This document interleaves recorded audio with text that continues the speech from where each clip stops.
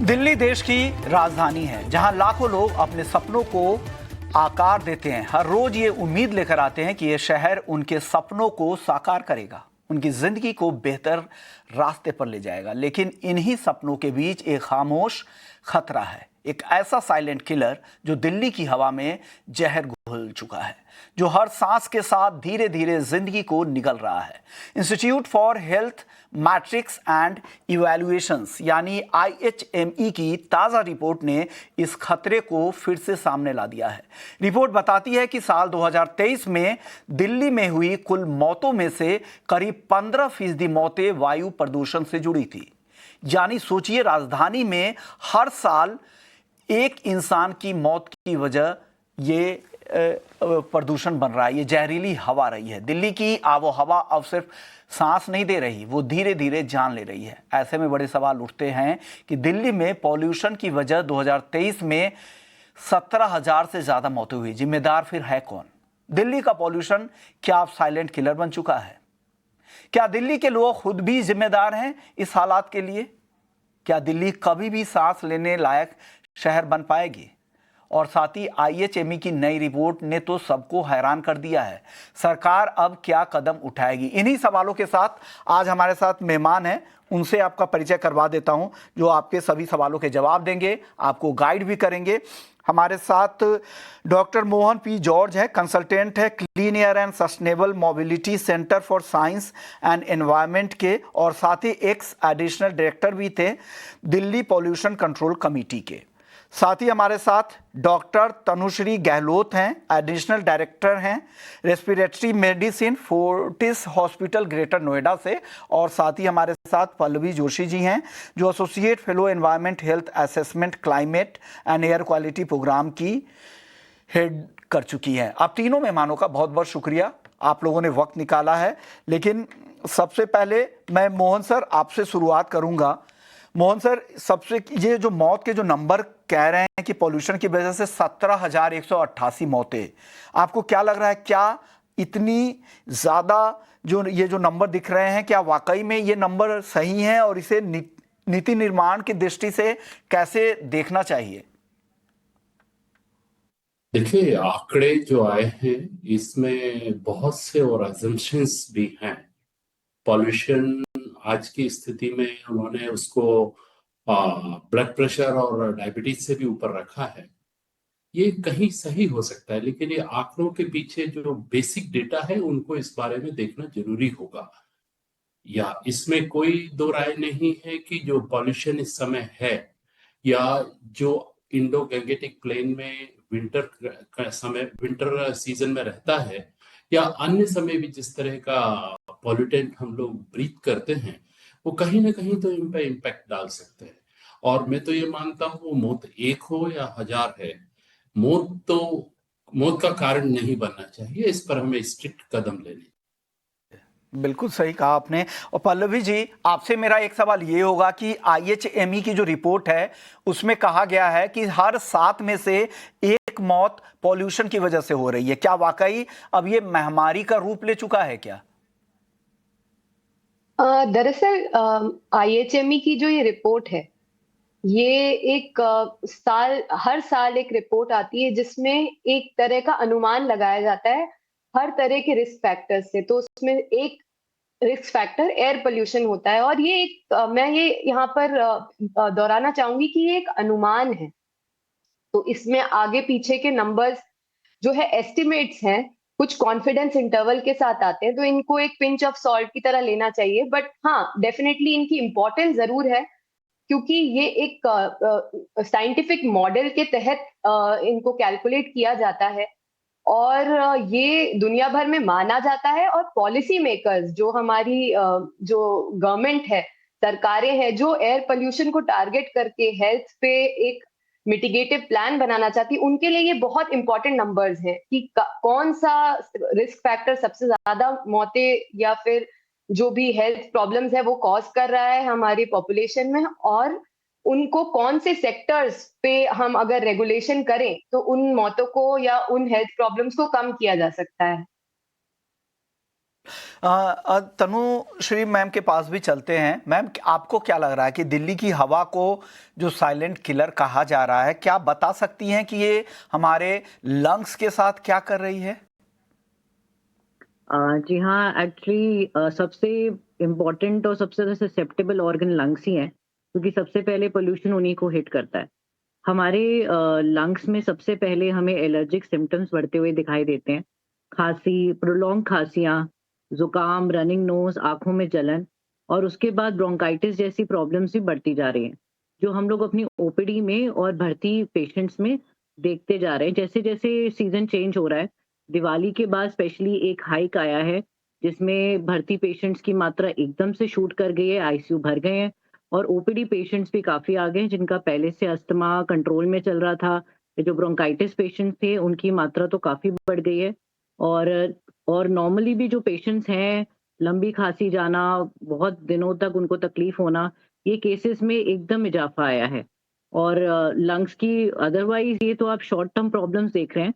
Over the years जो मैं देख रही हूँ लंग कैंसर और ओवरऑल अस्थमा के पेशेंट्स बच्चों में, बड़ों में, बूढ़ों में बढ़ते जा रहे हैं।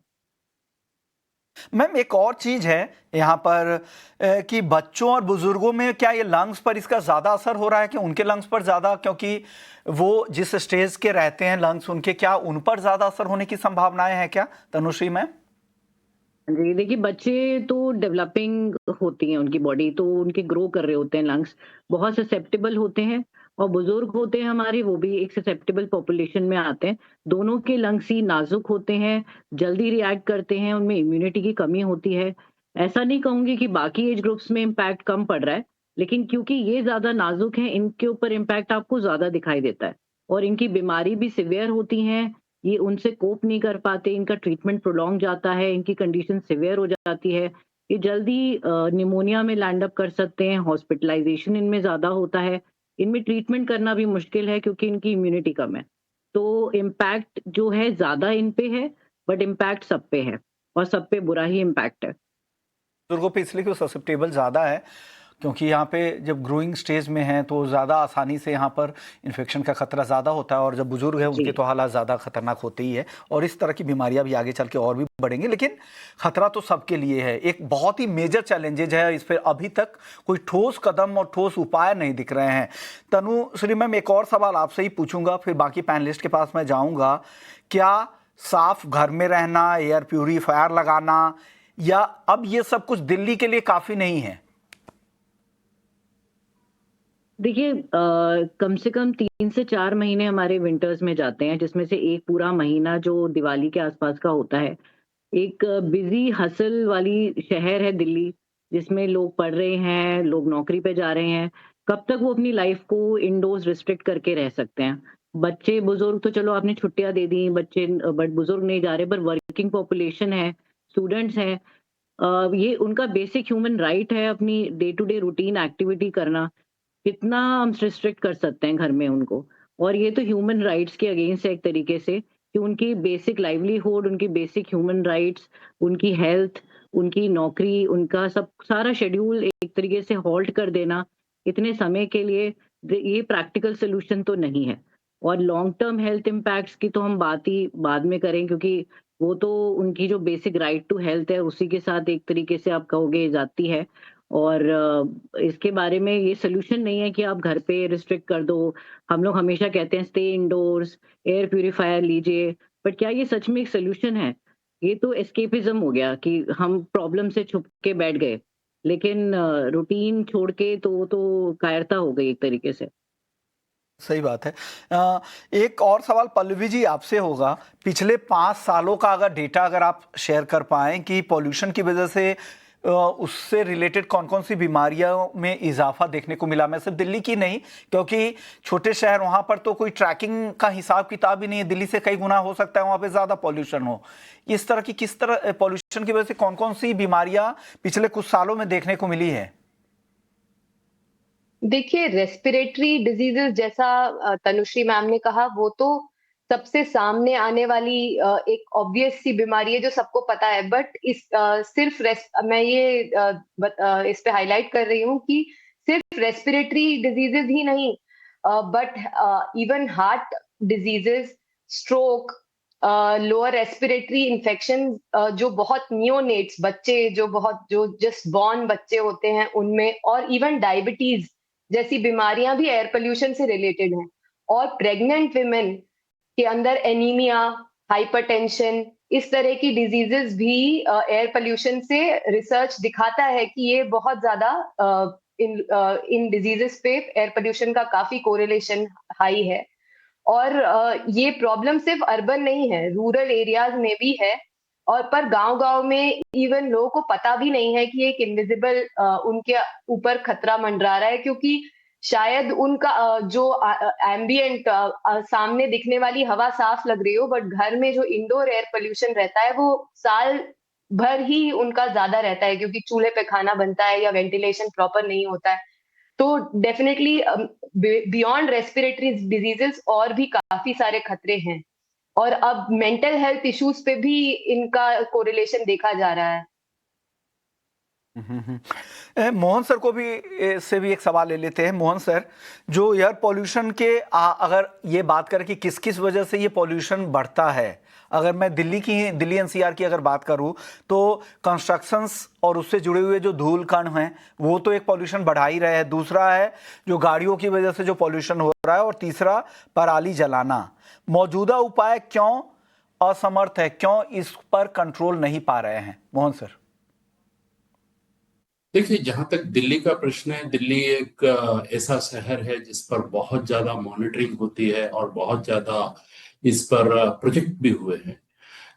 2010 से अभी तक करीब 6 सोर्स अपॉर्चुनिटी स्टडी हो चुकी है, जो कि हमें बताती है कि इंडस्ट्री मतलब vehicular pollution, road resuspension dust, construction dust, और इसके साथ साथ सीजनल टाइम पर एग्रीकल्चर रेसिड्यू बर्निंग, ये सब कुछ मुख्य कारण हैं।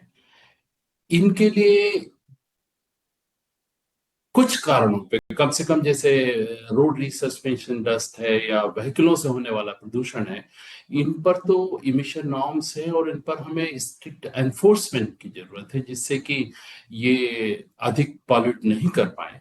कंस्ट्रक्शन साइट्स पर भी हमें अधिक विजिलेंट रहने की जरूरत है।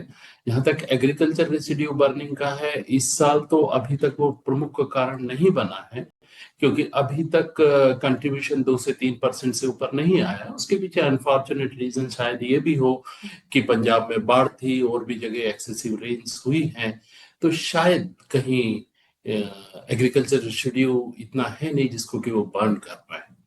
तो इस पे long term studies, long term actions की जरूरत है, और हमें इनको सोर्स पर ही रोकना पड़ेगा। कंस्ट्रक्शन साइट से उठने वाली धूल को वहीं रोकना पड़ेगा। हमारे व्हीकल वेल मेंटेन्ड होना चाहिए जिनसे पॉल्यूशन कम से कम हो। इस तरह के स्टेप्स हमें लेने पड़ेंगे।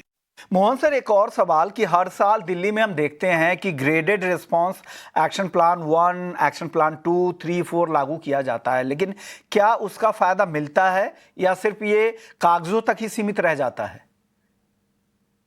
देखिए, जब ये ग्रेडेड रिस्पांस एक्शन प्लान इनविजिट किया गया था, जब इसके बारे में सोचा गया था, तो उसका कारण ये था कि किस समय पर किसको क्या कार्य करना है, इसमें कंफ्यूजन होता था। एजेंसीज डिफरेंट एक दूसरे पर दोष डालती थी कि आपको करना है या मुझे करना है। इसके लिए जो ग्रेडेड रिस्पांस एक्शन प्लान है, वास्तव में इस स्टैंडर्ड ऑपरेटिंग प्रोसीजर कि जब इस लेवल पर आप पहुंच जाएं तो आपको क्या क्या कार्य करने हैं।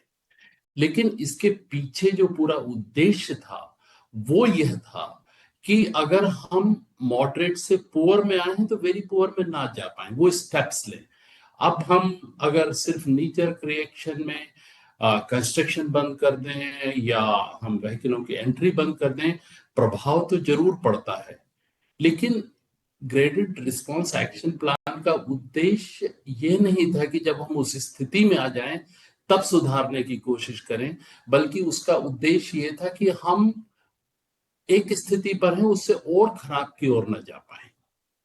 तो कहीं ना कहीं शायद उसके उद्देश्य में हम पूरी तरह से सफल नहीं हो रहे हैं। ओके, चलिए एक और सवाल मैं पल्लवी जोशी जी आपसे मैं लूंगा। एक तो क्या आपको लगता है कि एयर क्वालिटी मैनेजमेंट को अब पब्लिक हेल्थ इमरजेंसी की तरह ट्रीट करना चाहिए, ताकि ताकि यहाँ पर इस लेवल पे जाके, एक अलग लेवल पे जाके इसमें कुछ सुधार हो सके? बिल्कुल बिल्कुल होना चाहिए। ये पब्लिक हेल्थ इमरजेंसी है और इनफैक्ट एयर पोल्यूशन का ये जो प्रॉब्लम है अभी तक मुझे लगता है जो सॉल्व नहीं हो पा रहा है, इसलिए क्योंकि डिफरेंट मिनिस्ट्रीज अपने अपने स्तर पे उस पे काम कर रही हैं। Health ministry preventive measures like वो एनसीडी प्रिवेंशन प्रोग्राम जरूर है, बट उसको एयर पोल्यूशन से कहीं ना कहीं इंटीग्रेट करने की जरूरत है। जब हमें पता है कि एनसीडीज का लोड जो है एयर पोल्यूशन से बढ़ रहा है, तो एनवायरमेंट मिनिस्ट्री और हेल्थ मिनिस्ट्री को कहीं ना कहीं साथ आने की जरूरत है। और जब वो साथ आएंगे तो एक तरह से एक क्लीन एयर हेल्थ मिशन तरीके का हमें बनाना चाहिए, जिसमें दोनों मिनिस्ट्रीज या और भी जितने इंटरसेक्टोरल कंपोनेंट्स इसमें हो सकते हैं जो एयर पोल्यूशन को अफेक्ट करते हैं, वो सब साथ साथ आकर उसको एक तरह से इमरजेंसी की तरह ट्रीट करें और एडवांस एक्शन में उसकी तरफ प्लान करें। क्योंकि ग्रैप जो रहता है वो जब इमरजेंसी आ जाती है तब उसको लागू किया जाता है, बट हमें सोर्सेस तो पहले से ही साल भर पता रहते हैं, तो उन पे अगर इन एडवांस प्रोएक्टिवली काम किया जाए तो ये सिचुएशन आने की नौबत नहीं आएगी, अगर साल दर साल ऐसा एडवांस में प्लानिंग की जाए। सही कहा आपने। तनुश्री मैम, आपसे मैं जानना चाह रहा हूँ कि आप कई सालों से किस तरह के मरीज ज़्यादा देख रही हैं, और क्या ये सीधा पॉल्यूशन से जुड़ा हुआ है? ट्रेंड क्या दिख रहा है? जो मरीज आ रहे होंगे, उनके चेकअप के लिए जो आ रहे होंगे, क्या पॉल्यूशन रिलेटेड जो नंबर हैं वो अब ट्रेंड में बढ़ता दिख रहा है? क्या आपका अनुभव क्या है मैम? देखिए, रेस्पिरेटरी में मैं काफ़ी सालों से प्रैक्टिस कर रही हूँ। तो ओवर द इयर्स हम देख रहे हैं दिल्ली के पोल्यूशन में इंक्रीज। ब्रोंकाइटिस, अस्थमा के अटैक्स, लंग कैंसर, ये सारे हमारे एक आम बीमारियों में से एक है। लेकिन जो हम उनमें इजाफा देख रहे हैं, स्पेशली जब विंटर्स आती हैं, दिवाली का टाइम आता है, इन पेशेंट्स में पहले के मुकाबले सिवियरिटी ज़्यादा है। अगर कोई वायरल इलनेसेस होती थी तो कफ एंड कोल्ड की तरह रिस्ट्रिक्टेड हो जाती थी, लेकिन अब वो सिवियर निमोनिया की तरफ जा रही हैं, जो रिस्पॉन्स नहीं देते, सीधा वेंटिलेटर पे जा रहे हैं। आम जनता को भी जो सिवियरिटी है इन बीमारियों की, वो लगातार बढ़ती जा रही है। आप ये कह सकते हैं या तो इम्यूनिटी हम लोगों की कम हो रही है, तो हमारी रेजिस्टेंस कम है इन बीमारियों की तरफ। कभी भी पकड़ रहे हैं तो 10 से 15 दिन के बुखार, लंबी खांसियाँ, ऐसी कि जो आपको नेबुलाइज़र और हार्ड एंटीबायोटिक्स की ज़रूरत पड़ रही है उनको ट्रीट करने के लिए। बेसिक एंटीबायोटिक्स से रिस्पॉन्स कम आ रहे हैं, वेंटिलेटर ज़्यादा लग रहे हैं। तो ये हमारी इम्यूनिटी की तरफ जो हिट हुआ है पोल्यूशन की वजह से, ये डायरेक्ट इम्पैक्ट है। सिर्फ एज अ लंग स्पेशलिस्ट ही नहीं, मैं कहूँगी हार्ट की प्रॉब्लम्स भी बढ़ी हैं, stroke, heart attacks, brain fogging, और बच्चों में रैशेज़ जैसी प्रॉब्लम, और मेमोरी प्रॉब्लम्स, ये भी मैं इंक्रीजिंगली पेशेंट्स में सांस के साथ साथ देख रही हूँ। तो ये ओवरऑल हमारे अंदर कैंसर के इंसिडेंसेस भी बढ़ा रहा है। तो अंदर अंदरूनी तौर पे भी हमारे केमिकल चेंजेस हो रहे हैं, जिनका इम्पैक्ट हमें आने वाले सालों में पता चलने वाला है। और हमारी लाइफ एक्सपेक्टेंसी तो डेफिनेटली दिल्ली एनसीआर वासियों की एक आम भारतवासी से तो कम है, और ये बहुत बड़ी बात है। और जैसे पल्लवी जी ने कहा कि हम लोग सिर्फ इमरजेंसी में एक्शन लेते हैं, हमें पहले से ही इस चीज़ के बारे में एकजुटता दिखा के पहले से ही लग जाना चाहिए इन एंटिसिपेशन कि ये होने वाला है। और as a health care professionals, मैं टोटली एग्री करूँगी कि एकदम से बर्स्ट ऑफ पेशेंट्स आता है इस टाइम पे, वो हमारे लिए भी हैंडल करना मुश्किल है। सो कुछ ना कुछ पोल्यूशन के बारे में तो हेल्थ के ऊपर अवेयरनेस बढ़ाना और पेशेंट्स को ज्ञान देना इस चीज़ के बारे में कि वो क्या-क्या प्रिकॉशन ले सकते हैं, ये हम अपनी तरफ से हेल्थ प्रोफेशनल्स काफ़ी कर रहे हैं आजकल। ओके, एक और चीज़ मैं आप ही से तनुश्री मैम पूछना चाह रहा हूँ कि ये जहरीली हवा में रहने से शरीर में कौन-कौन से इनविजिबल डैमेज होते हैं जो लोग आमतौर पे समझ नहीं पाते हैं? अगर वो आप जागरूक कर पाएं हमारे दर्शकों को मैम। अगर मैं बेसिक लेमन भाषा में उन्हें समझाऊँ तो बायोलॉजिकली जो पोल्यूशन है, पोल्यूशन के जो ये कंपोनेंट्स हैं PM 2.5 और सल्फर डाइऑक्साइड वगैरह, ये ऑक्सीडेंट्स होते हैं। जब ये शरीर में घुसते हैं तो ये ऑक्सीडेशन का काम करते हैं, जिसकी वजह से हमारी बॉडी पे प्रकार-प्रकार के नुकसान हैं। सबसे पहला हमारी इम्यूनिटी, जो हमें हमारी फाइटिंग कैपेसिटी है, ये उसको डैमेज करता है। तो जिस भी चीज़ में हमारी इम्यूनिटी काम करती, यानी इन्फेक्शन से लड़ने में, हमें हेल्दी रखने में, हमारी डेली एक्टिविटीज़ में, उसको ये नीचे गिराता है। तभी हमारे पास नॉर्मल इन्फेक्शंस भी हमें बहुत डैमेज करके जा रहे हैं। दूसरा, ऑक्सीडेंट्स हमारी बॉडी में कैंसरस चेंजेस ला सकता है सेल लेवल पे। यानी कि लंग कैंसर ही नहीं, brain cancers, GI gastric cancers, काफ़ी सारे प्रकार के कैंसर्स जो हैं, वो हमारी बॉडी में चेंजेस ऐसे आते हैं कि लॉन्ग टर्म या शॉर्ट टर्म में पेशेंट्स में ये कैंसर की मात्रा बढ़ते हुए देख रहे हैं। तीसरी चीज़, जो एलर्जिक पेशेंट्स हैं, जो अस्थमैटिक पेशेंट्स हैं, जो COPD पेशेंट्स हैं, जिनके लंग्स ऑलरेडी वीक थे, उनके लंग्स में इतना गहरा डैमेज है कि दवाइयों से उनकी सांस कंट्रोल नहीं हो पा रही है, वो एडमिशन में जा रहे हैं। और चौथा, जो नॉर्मल पॉपुलेशन है, इंक्रीज एलर्जीज, खांसी, स्किन में रैशेस और आप कह सकते हैं आंखों में जलन, और काफ़ी सारे ऐसे बदलाव हैं। ब्रेन फॉगिंग मैंने कहा पीछे, न्यूरो इम्पैक्ट हैं, हार्ट पे इम्पैक्ट हैं, ज़्यादा स्ट्रोक के केसेस ज़्यादा। और ये अभी रिसेंटली भी हमारे सर्कल में, हमारे कॉन्फ्रेंसेस में डिस्कस हो रहा है कि दिल्ली NCR को ये लोग रिसर्च का एक हॉटस्पॉट है for impact of pollution on health all over the world. यहाँ पे कुछ पायलट स्टडीज हो रही हैं जो पोल्यूशन का इम्पैक्ट गॉज करेंगी। तो आप सोच सकते हैं कि दिल्ली NCR अगर हॉटस्पॉट बन रहा है तो हम लोग ओवरऑल वर्ल्ड में कहाँ स्टैंड करते हैं पोल्यूशन को लेके। और ये काफ़ी चिंता का विषय है कि हमसे ही जाना जा रहा है दुनिया में कि पोल्यूशन पे इम्पैक्ट क्या होगा। तो ये मेरे लिए तो बहुत इम्पैक्टफुल है कि हमारे सारे साथ के लोग, दिल्ली वासी, हम सब इतना सफ़र कर ही रहे हैं ऑलरेडी और करने वाले हैं, और उसके ऊपर हम लोग कुछ कर नहीं पाते। That's really helplessness state that we can say about। बिल्कुल सही बात है, लेकिन अब इसका उपाय क्या है? लोगों को आसानी से ये चीज़ें समझ में भी नहीं आती, उनको लगता है कि हल्के में लेते हैं, क्योंकि इन चीज़ों का कंपाउंडिंग इफेक्ट होता है, कंपाउंडिंग इम्पैक्ट होता है। आपको एक दिन में होगा नहीं कि आज पॉल्यूशन के लेवल बढ़ गए और आज ही आप बीमार पड़ जाएंगे, धीरे धीरे इम्पैक्ट होता है। इसलिए आप उसकी चिंता नहीं कर रहे हैं, लोग जागरूक भी नहीं हो रहे हैं, और लगातार साल दर साल जिस तरह की स्थिति बनती जा रही है, इस वजह से गंभीर बीमारियां आने वाले समय में हो सकती है। इसको लेकर आपको जागरूक होने की काफ़ी ज़्यादा ज़रूरत है। तो हम देख सकते हैं कि दिल्ली की हवा अब सिर्फ धुआं नहीं, मौत का साया बन चुका है। IHME की रिपोर्ट चेतावनी दे रही है कि अगर हालात नहीं बदले तो आने वाले सालों में ये आंकड़ा भयावह होंगे। सरकार को चाहिए कि एक ठोस पॉलिसी बनाई जाए, और जो कंस्ट्रक्शन के काम हैं या फिर गाड़ियों से निकलने वाले धुएं हैं, उस पर खास तौर से नियंत्रण लगाना बहुत ही ज़रूरी है। और शहरों में ग्रीन जोन बढ़ाने की तात्कालिक ज़रूरत है, क्योंकि अब सिर्फ वक्त बहस का नहीं, सांसों को बचाने का भी है। आप तीनों मेहमानों को बहुत बहुत शुक्रिया करना चाहेंगे। आप लोगों ने वक्त निकाला, हमारे दर्शकों को गाइड किया, जागरूक किया, इसके लिए आपका बहुत बहुत शुक्रिया। चलिए इस खास पेशकश को यहीं समेटते हैं। बाकी खबरों के लिए आप बने रहिए हमारे साथ।